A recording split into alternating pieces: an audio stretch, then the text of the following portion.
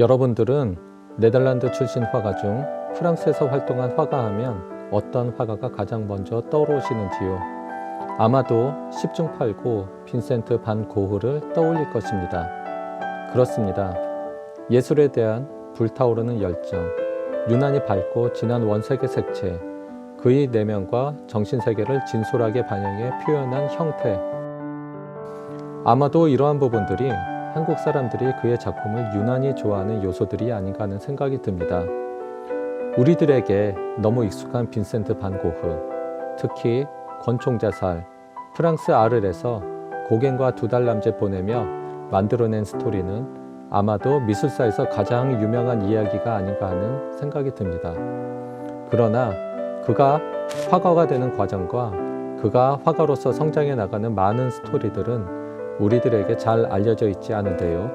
이번 영상을 통해 우리가 잘 몰랐던 그의 이야기들을 살펴보도록 하겠습니다. 첫째, 빈센트 반 고흐 중 그의 성은 반 고흐, 이름은 빈센트입니다.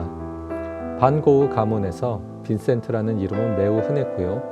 그의 할아버지, 그보다 1년 먼저 태어났으나 태어나자마자 바로 죽은 그의 형, 그리고 그의 동생 테오 반 고흐의 아들, 이들 모두의 이름은 빈센트 반 고흐였습니다.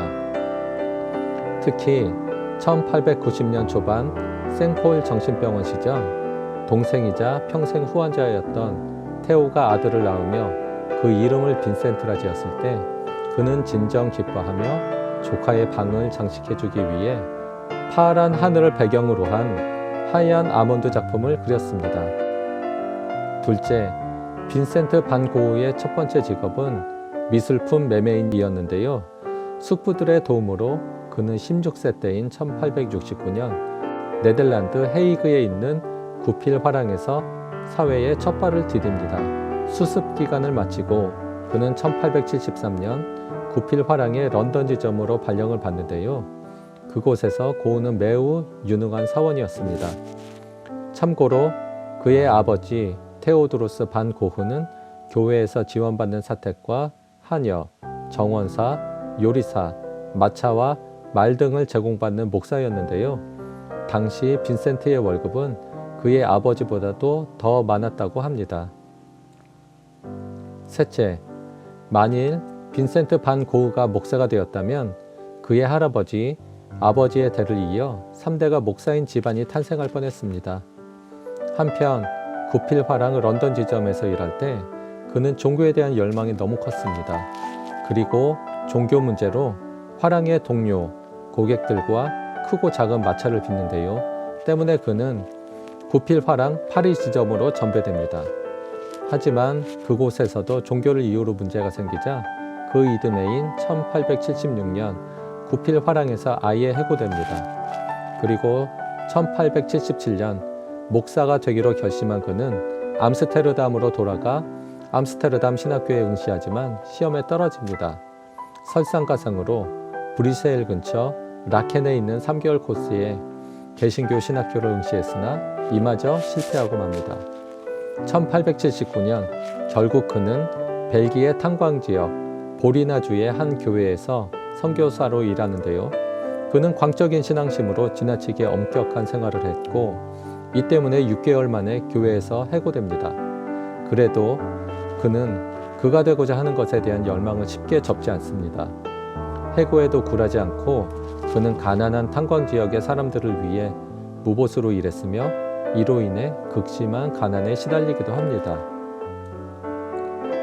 넷째, 그가 처음으로 미술을 배우기 시작한 때는 1880년 27세 때였습니다. 11월 브뤼셀의 왕립예술학교에 등록해 처음으로 정규 기관에서 미술을 공부했으나 얼마 안 가 그만두고 맙니다. 그리고 얼마 후 그의 사촌이자 당시 어느 정도 성공했던 사실주의 화가 안톤 모베에게 그림을 배웁니다. 그러나 안톤에게 그림을 배운 지 3, 4개월이 지나자 흉상을 그리는 법에 대한 견해 차이로 이 둘은 심한 갈등을 빚는데요. 설상가상으로 그는 당시 시엔이라는 창녀와 비밀리에 동거를 하고 있었습니다. 하지만 이 사실이 알려지자 안톤 모베는 더 이상 그림을 가르쳐 주지 않았으며 이 둘은 절교를 하게 됩니다. 한편 시엔이라는 여자는 알코올 중독자이자 창녀였는데요. 그녀와의 동거로 인해 고은은 그의 아버지, 주위 사람들과 심한 마찰을 빚습니다.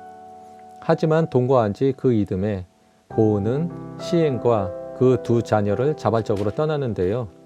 극심한 가난으로 인해 시엔은 다시 몸을 팔기 시작했고, 또한 고은도 예술과 가정생활을 양립하기는 어렵다는 사실을 깨달았기 때문입니다.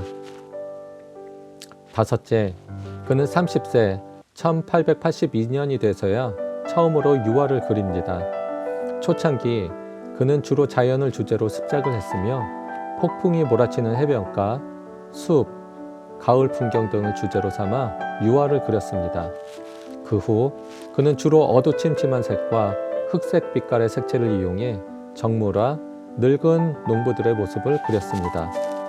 1885년 장 프랑스와 밀레의 삶과 예술에 대한 존경심으로 수많은 습작을 통해 진정한 농촌의 모습을 그린 그의 최초 주요 작품인 감자 먹는 사람들을 남기는데요. 그는 동생 테오에게 다음과 같이 편지를 씁니다. 언젠가는 감자 먹는 사람들이 진정한 농촌 그림이라는 평가를 받을 것이다. 감상적이고 나약하게 보이는 농부 그림을 좋아하는 사람은 다른 대상을 찾겠지. 그러나 길게 봤을 때는 농부를 전통적인 방식으로 달콤하게 그리는 것보다 그들 특유의 거친 속성을 살려내는 것이 더 좋은 결과를 낳을 것이다. 여섯째, 그가 프랑스 파리로 온 이유인데요. 기성 미술 교육에 회의적이었던 빈센트는 34세 때인 1886년 네덜란드 왕립 예술학교에 입학해 회화와 드로잉을 배웁니다. 이곳에서도 고은은 많은 교수들과 갈등을 빚는데요. 결정적으로 유진 시베르드 교수의 석고 모델 수업에서 선의 강약, 경계선을 표현하는 방법 등을 두고 심한 마찰을 빚습니다. 비너스 드로잉 시간, 고은은 비너스 대신 네덜란드 농촌 여인의 누드 흉상을 그리는데요. 격분한 유진 시베르드 교수는 이를 의도적인 저항으로 받아들이며 그의 스케치에 크레용으로 종이를 찢다시피 수정사항을 표시합니다. 가만히 있을 빈센트가 아니었겠죠. 하지만 어쩌겠습니까? 학생이 학교가 싫으면 학교를 떠날 수밖에요. 그는 당장 학교를 그만둡니다. 앤티워프에서 갈 곳이 없어진 그는 부랴부랴 동생 테오가 있는 프랑스 파리로 불쑥 찾아가 같이 살게 됩니다. 일곱째, 그는 유난히 정물화, 자화상 등을 많이 그렸는데요. 그 이유는 돈이 없어서입니다. 그는 1886년 파리에 온 후 수많은 정물화와 자화상 등을 남겼습니다. 사실 그는 파리에서 인상주의에 깊은 인상을 받고 누드화, 인물화 등을 그려보고 싶어 했으나 모델료를 지불할 돈이 없어 대신 정물화, 자화상 등을 통해 색채 연구를 했습니다.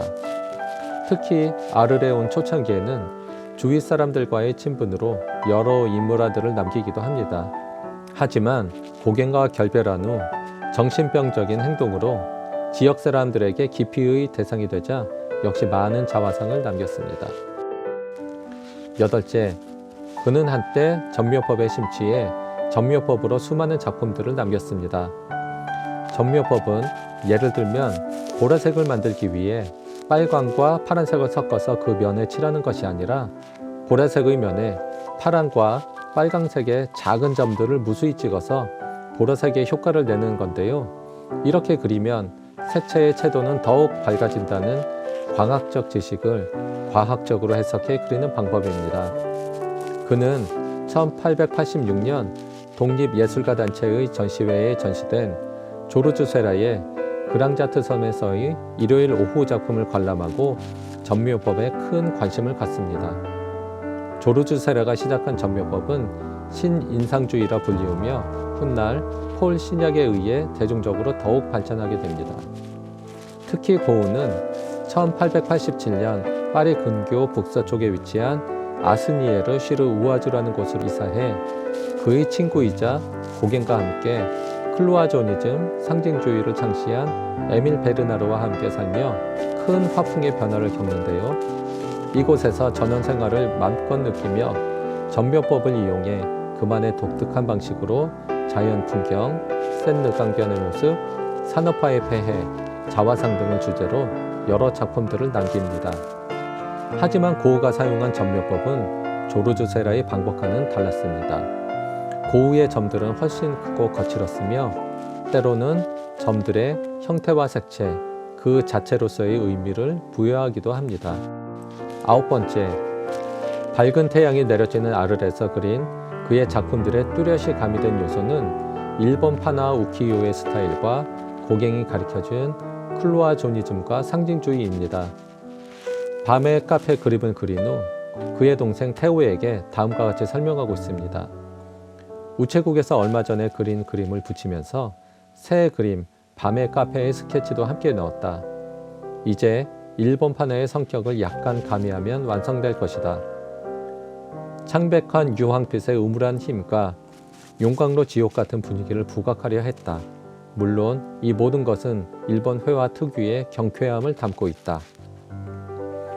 그리고 고갱은 아르레, 겨울이 오자 날씨가 추워져서 야외에서 그림 그리는 것이 힘들어지자 빈센트에게 상상으로 또는 과거를 회상하며 그림 그릴 것을 주문합니다. 그리고 빈센트는 고갱의 제안을 받아들이며 클로아조니즘과 상징주의가 가미된 여러 작품들을 남깁니다. 클로아조니즘이란 고대로부터 금속 위에 구획된 부분을 에나멜로 칠하는 장식적인 칠보 기법으로 여기서는 사물의 두껍고 진한 경계선, 입체감이 사라진 평범한 면 등이 특징인 회화 방식인데요. 이들은 그동안 수백 년간 이어온 2차원 평면 위에 3차원 세계를 제안하려 한 서양 미술의 전통을 부정하는 새로운 방식입니다. 이들에게 있어 회화의 목적은 자연의 재현이 아니라 색채, 형태, 선 등의 조형적 요소 자체가 예술의 목적이 되어버렸습니다. 고흐는 고향을 생각하며 어머니를 생각하며 또한 아르레 투우장 모습을 상상하며 여러 클로아조니즘 상징주의적 작품들을 남겼습니다. 10번째, 그는 생레미의 생폴 정신병원을 나와 가쉐 박사에게 치료를 받기 위해 파리 북서쪽에 위치한 오베르시르 우아즈로 이사 오는데요. 이곳은 고흐가 권총자살로 생을 마감한 장소로도 유명한 곳입니다. 또한 이곳은 폴 세잔이 까미오 피사로에게 미술을 배웠던 곳으로, 그리고 풍경화가로 유명한 까미오 코로, 바르비종파의 도비니 등 수많은 예술가들이 살던 예술가 마을이었습니다. 고흐는 인생파의 대부 까미오 피사로가 소개해준 의사이자 아마추어 화가, 인상주의 화가들의 후원자였던 가쉐 박사에게 치료도 받고 미술에 대한 깊은 교감을 나누는 등 이 둘은 친형제처럼 가깝게 지냅니다. 특히 고흐는 가쉐 박사의 딸, 21살이던 마그리트 양이 피아노 치는 모습, 정원에 있는 모습 등 여러 작품들을 남겼는데요. 16살이나 차이 나는 이 둘이 사귀는 건 공공연한 사실이었다고 합니다. 하지만 가쉐 박사의 반대로 더 이상 이 둘의 관계는 지속되지 못하였습니다. 이상 빈센트 반 고흐에 대한 여러 사실들을 살펴봤는데요. 그를 한 인간으로서 그리고 예술가로서 좀 더 잘 이해할 수 있는 유익한 시간이었는지요.